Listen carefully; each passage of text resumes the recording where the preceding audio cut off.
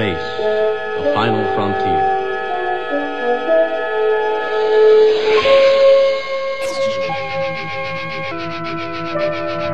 These are the voyages of the starship Enterprise.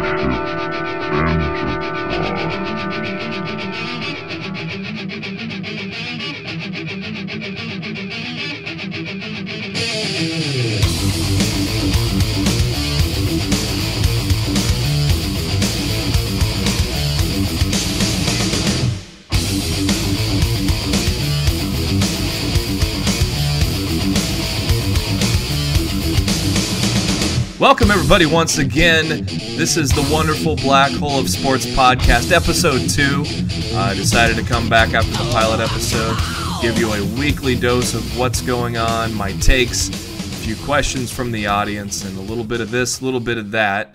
Once again, I'm Jeremy, a.k.a. JB Huskers. We are brought to you by thegamingtailgate.com.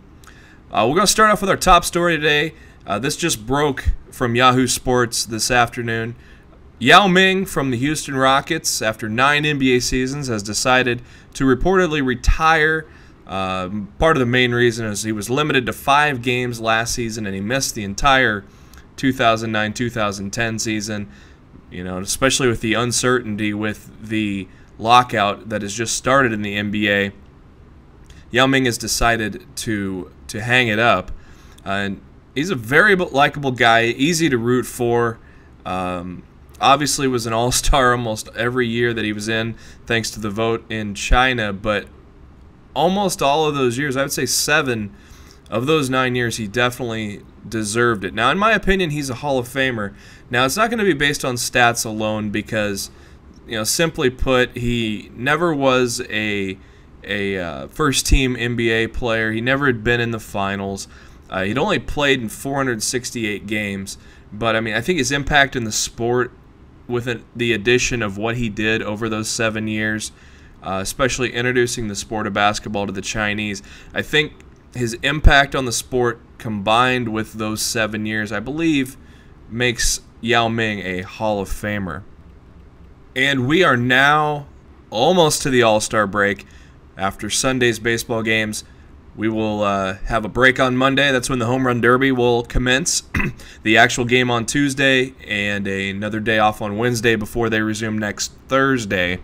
So since we're kind of what some people view as the halfway point, even though they've already played more than half their games, we're going to do some surprises and disappointments for the so far in the first half of the 2011 MLB season. The very first surprise will make a lot of listeners that I know pretty happy.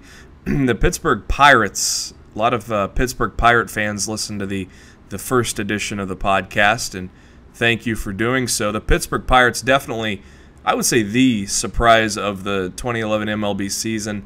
They are currently 46-42, 4 games over 500, and they are only 1 game out of first as of July 8th, which is the amazing part when you've got the Cardinals, the resurgent Reds from last year, and you got the Brewers. Having the Pirates only 1 game out of first place is just phenomenal. The big reason why in regards to a surprise would be their solid pitching. Pitching is something nobody was really looking at as a key factor in the offense. You got Kevin Correa with 11 wins, Jeff Karstens with a 2.55 ERA, which qualifies in the standings there, and Joel Hanaran, geez, maybe if I had a couple more beers I'd get that one right. Anyways, he's got 26 saves, a phenomenal 26 saves out of the 46 wins for the Pirates. He is only 1 behind the Major League leader, rookie Craig Kimbrell. Another reason why the Pirates are doing pretty good this year, Andrew McCutchen. We'll, of course, talk about him a little later when we get to the All-Stars. But he leads the Pirates in 4 categories: average at 292, home runs with 13, and runs 53. OPS is at 893. So the pitching and McCutchen, also Neil Walker having a pretty solid year himself. That has definitely led them to a 46-42 record. The best record, I do believe, since the late 90s, and I think this is the best position they've been in the division standings this late in the season, at least since the mid-90s, if not late 90s. The key for them to maintain this is going to be, is that surprise pitching, is that surprise solid pitching going to hold up in the second half? We don't know. Kevin Correa, Jeff Karstens are not necessarily proven aces, So it's definitely going to be interesting to see if they're able to actually push once we get up to the later months of the year. My other surprise for the year is in the AL Central, the Cleveland Indians. A lot of people had them pegged for even last in the AL Central, having the Royals actually be ahead of them. They are 7 games over 500 at 47-40. They currently lead the AL Central by a half game as of the 9th of July.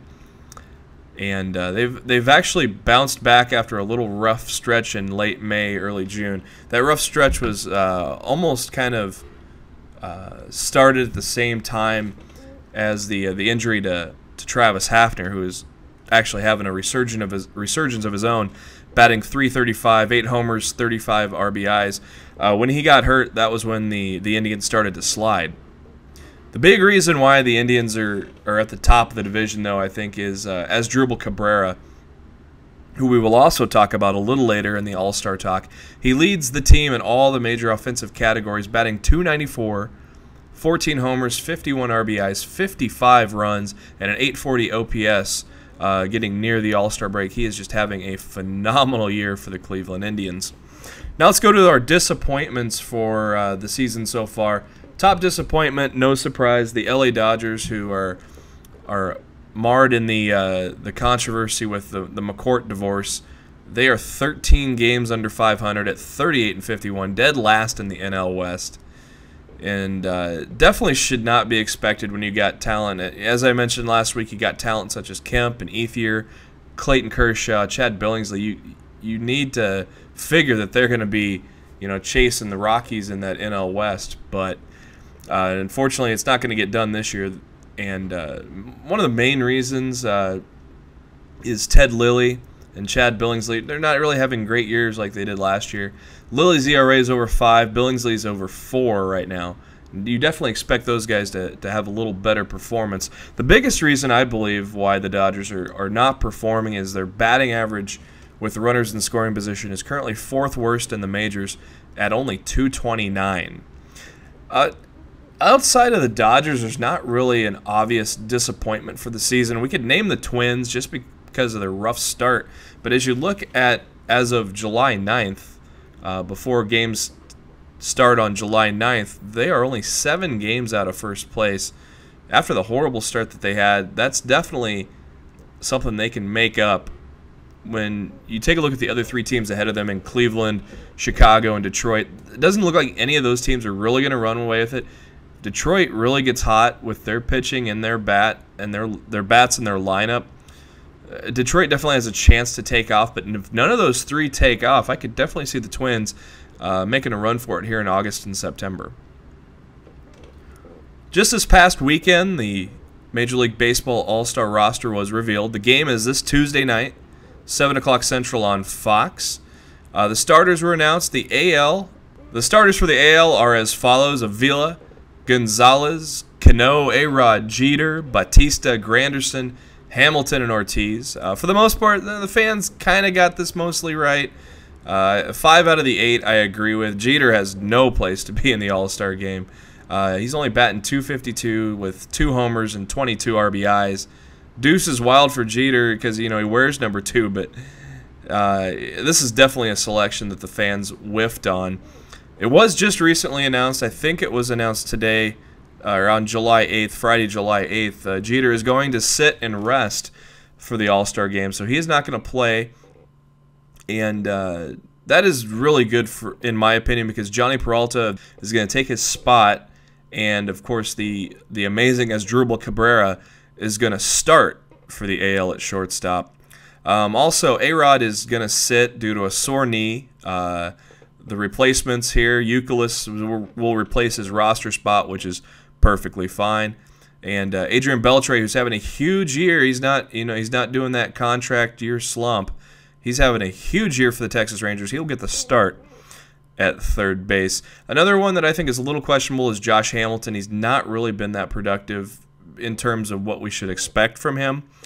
And so I don't 100% agree with Hamilton being on the starting lineup as well. But that third outfield spot for the AL was kind of tricky to pick. Over to the NL, we have a lot of everybody here, I believe, is a worthy starter.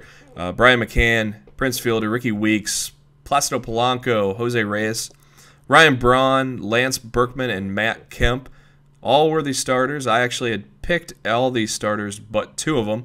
Polanco at third. Polanco's having a great year. I just kind of thought that Aramis Ramirez, especially with how he's been turning it up lately, I think he should have got the start. And then, of course, I said Tulowitzki at short.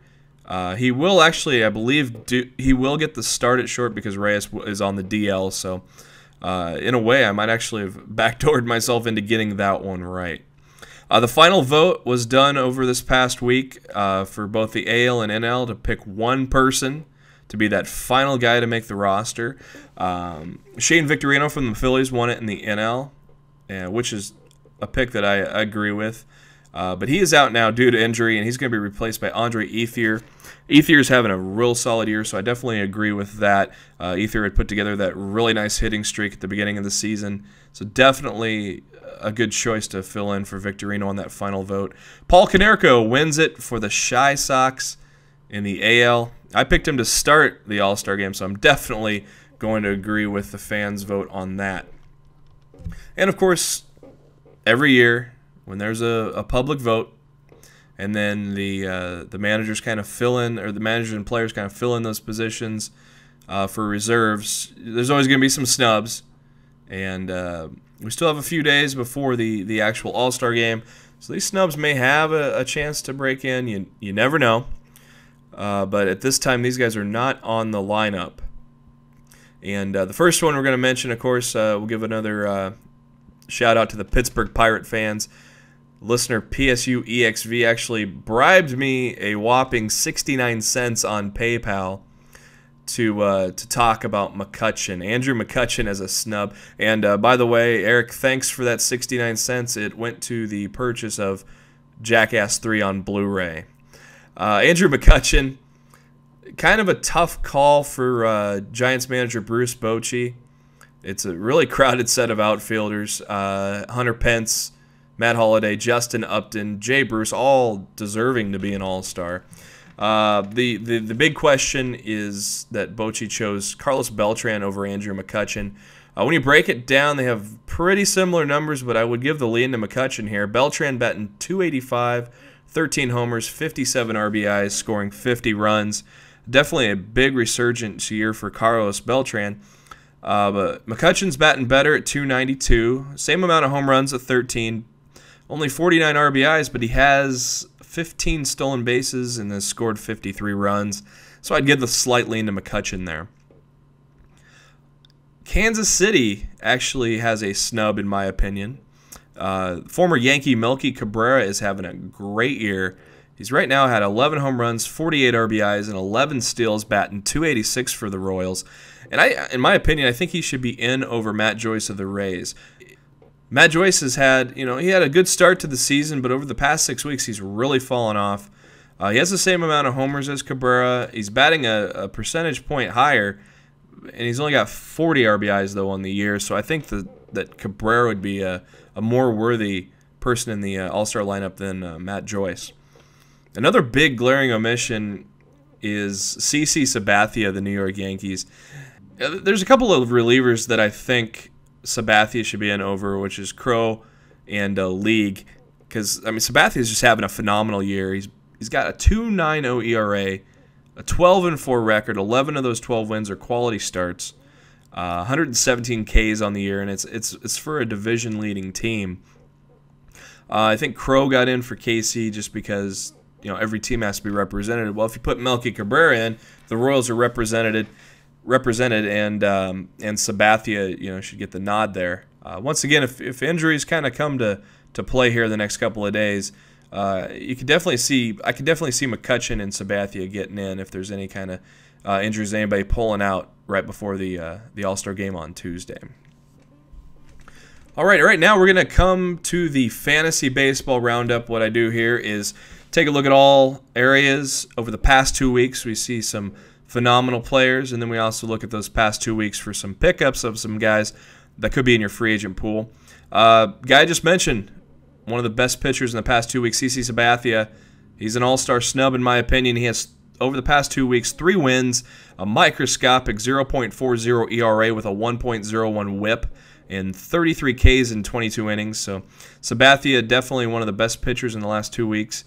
Dan Herron is one of the other best pitchers in the past 2 weeks. He just won a big battle versus Justin Verlander in a playoff atmosphere type of game with the Angels and the Tigers just the other night. A couple of great aces. That was a great game to watch. The past 2 weeks, Dan Herron with a 1.21 ERA, a 0.72 whip, and he's got 3 wins within that stretch. For relievers, Heath Bell and Craig Kimbrell both have 7 saves apiece in the past 2 weeks. Kimbrell, as I mentioned, he has the rookie record for saves before the All-Star break at 27. That 27 saves also leads the majors. The past 2 weeks, he's had 12 strikeouts in the past 7 innings. So if you've had Craig Kimbrell in your lineup, you're definitely getting a lot of those wins within the saves and getting the stats padded with strikeouts, ERA, and whip. In regards to batting, the #1 overall player rated in fantasy over the past 2 weeks is Aramis Ramirez, hitting an awesome 9 home runs and 16 RBIs, batting .400 for my Cubbies. Unfortunately, it's not translating into wins. The Cubs having a horrible year. But Aramis Ramirez definitely turning it up right before the All-Star break. We got an All-Star, Jose Batista. He is currently the 2nd best player overall in fantasy over the last 2 weeks. Batting .373, 7 home runs, and 14 RBIs. Some pickups you may want to consider. These guys are possibly out in that free agent pool. You definitely want to kind of take a look, see if they're out there, because I think they're going to be worth picking up for you. Vernon Wells from Anaheim out in the outfield had a very slow start to the season, which is why he's a free agent in a lot of leagues. Actually hit a home run tonight, or on Friday night here, right before this recording, so we can update to 6 home runs. And I do believe he has 14 RBIs, batting about a little over .275 in the past 2 weeks. So if he's out there, he's definitely worth picking up because he's got some power. He's getting that power stroke back that he had in Toronto. In Minnesota, Ben Revere out in center field. He replaced an injured Delman Young. He's had a good time in the past 2 weeks at the plate. He's batting .321 with 17 hits, 10 runs, and 5 stolen bases. And for pitchers, Ricky Nolasco in Florida, he had a very slow start, had some early struggles, but in the past 2 weeks he's had 3 quality starts, only resulted in 1 win, but when you're pitching for Florida, wins may be not what you're looking for. But he does have a 1.57 ERA with a 0.91 whip in the past 2 weeks. So I think, Nolasco definitely could be in for a good run as long as he maintains this right after the All-Star break. So definitely keep an eye on him on his first start after the All-Star break. See if he continues to dominate. If he does, you definitely want to pick him up. One guy that a lot of owners mistakenly dropped when they saw a nice NA next to his name, Vance Worley of the Philadelphia Phillies. He's a starting pitcher, and he was only sent to AAA to keep on a normal pitching cycle of every 5 days after the All-Star break. So a lot of guys dropped him, not even paying attention. I was actually one of the benefactors of picking him up in one of my leagues. And in his past 2 weeks, he's got 3 quality starts with a microscopic 0.45 ERA and a 0.80 whip in the past 2 weeks. Vance Worley is a guy that may very well be in your free agent pool because a lot of people made the mistake of dropping him. We are now going to go to the Gaming Tailgaters mailbag for episode 2 of this podcast. And I might have started a tradition here thanks to Nature Boy Ric Flair. Nature Boy is his handle there on the Twitters. I think he's NatureBoy2323. He's known as Nature Boy on the Gaming Tailgate. He says all about wrestling here on this podcast, so I think we might just make it a nice little tradition to start off with some wrestling talk on the Gaming Tailgaters mailbag. What the Nature Boy wants this week is thoughts on the Money in the Bank pay-per-view on July 17th. If you're not familiar with the Money in the Bank concept, about 5-6 years ago at WrestleMania, it was introduced. Basically, about 6 to 8 to 10 guys all in the ring at the same time. Ladders, tables, and chairs everywhere. Oh my. And there is a briefcase high above the ring. You got to basically get a ladder, get up, and grab that briefcase. If you get that briefcase, you're guaranteed a title shot anywhere, anytime, any place within the next year. As of last year, they started its own pay-per-view. And this year in 2011, they actually did not have a Money in the Bank pay-per-view match at WrestleMania, where it had always been its home. So now it looks like the WWE is going to just have its own pay-per-view every July, which is not a bad thing. It's a great warm-up to SummerSlam, in my opinion. The participants in the Raw Money in the Bank ladder match are Alberto Del Rio, R-Truth, Jack Swagger, Miz, Evan Bourne, Rey Mysterio, Alex Riley, and Kofi Kingston. For R-Truth, I think it's too soon for him to get another title shot.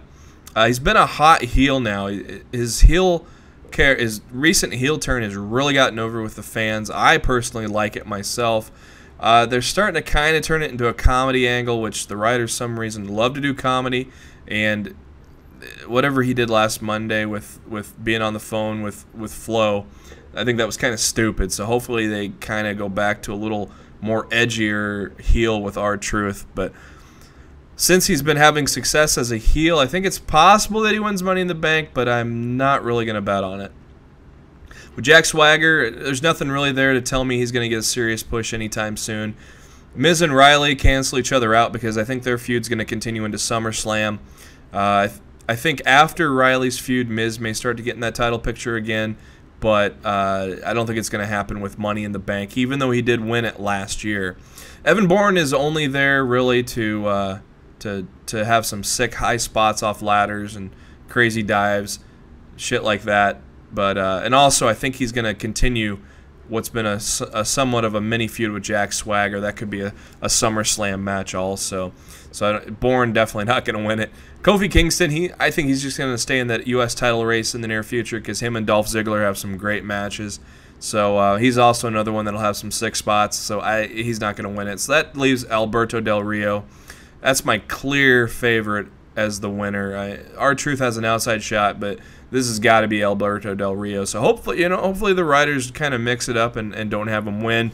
But it's been pegged for quite some time that this is going to be the time where Del Rio wins it to get his feud with Cena kick-started. There's always been talk of Cena and Del Rio having a feud here around this time of year. So I think it's almost all but written that Del Rio is going to win the Money in the Bank. On the SmackDown side, we got a pretty weak cast here, in my opinion, but Raw is the better show of the two usually. Justin Gabriel, Sheamus, Heath Slater, or as a lot of people know him, the Wendy's chick, Cody Rhodes, Kane, Sin Cara, Daniel Bryan, Wade Barrett. Slater and Gabriel, I have no idea why they're in this match. The only reason I can think of why they're in this match is to cost Wade Barrett from winning it. Just don't see any reason why they're there.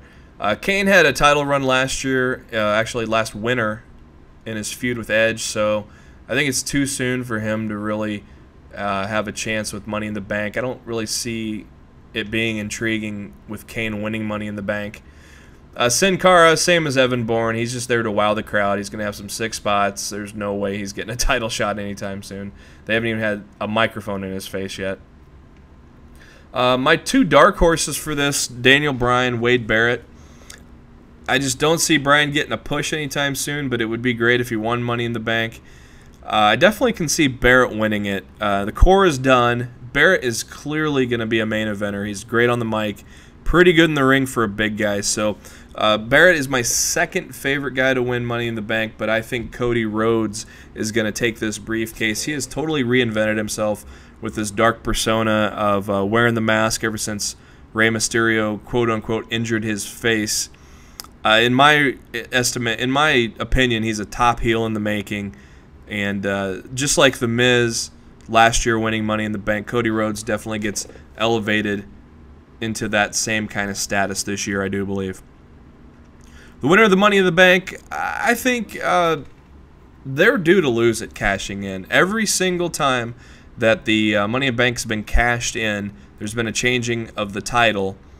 You know, and when Miz won Money in the Bank, I could have sworn he would have been the first guy to cash it in and lose, but thankfully he wasn't, because he had a great run of 100-plus days as champion. I thought he was a great champion for the WWE. So it was asked if I think the person cashing in is going to lose.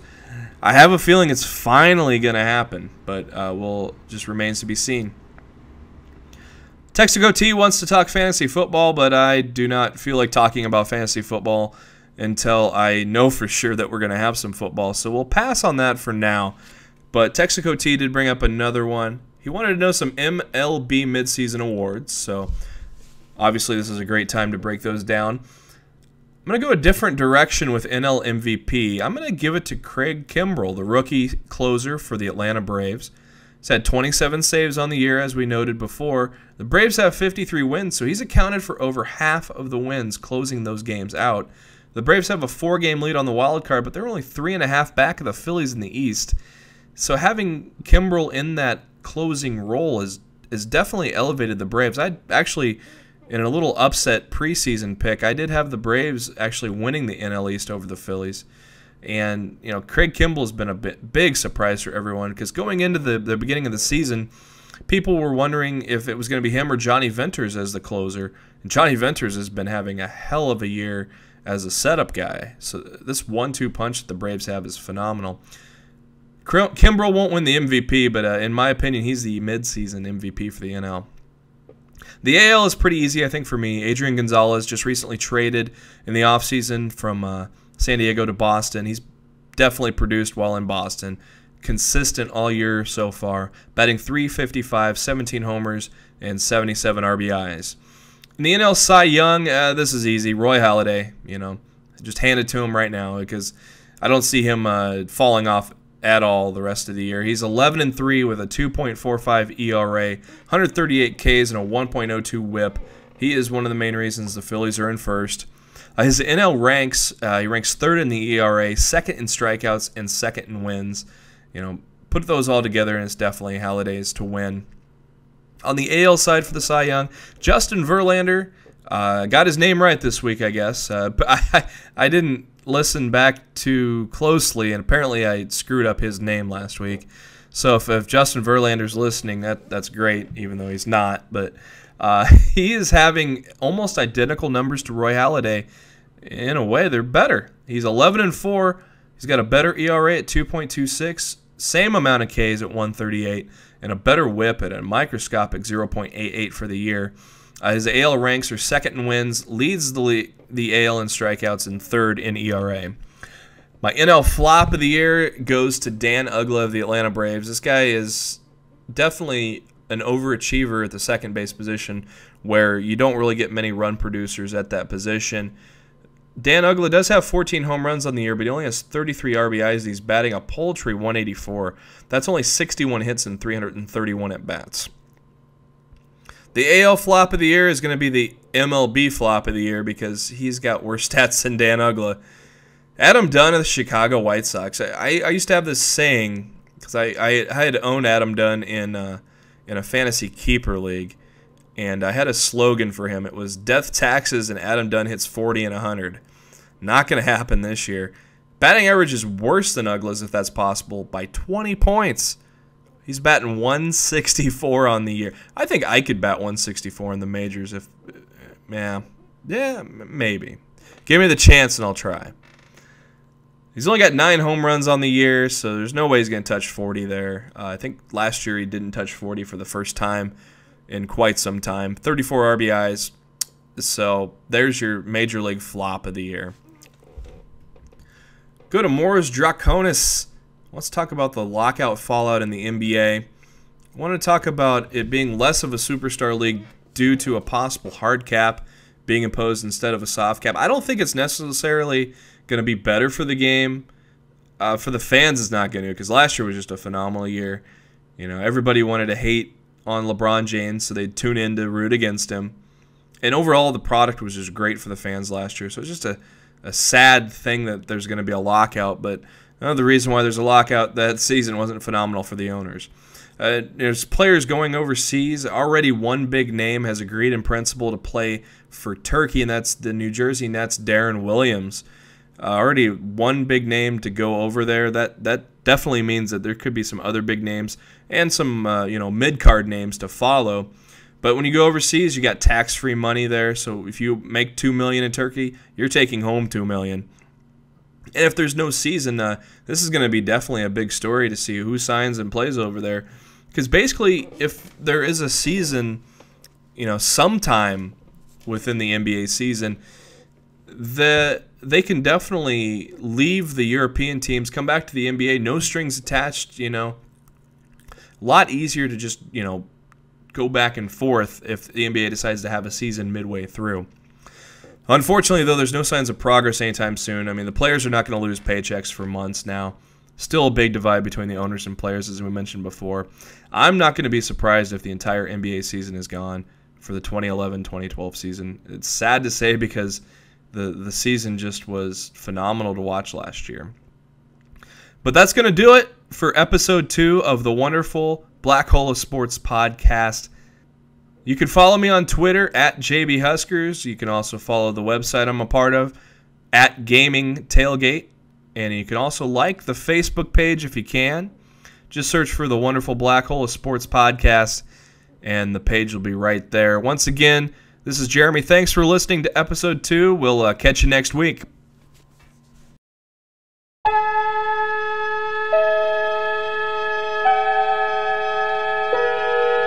Space, the final frontier.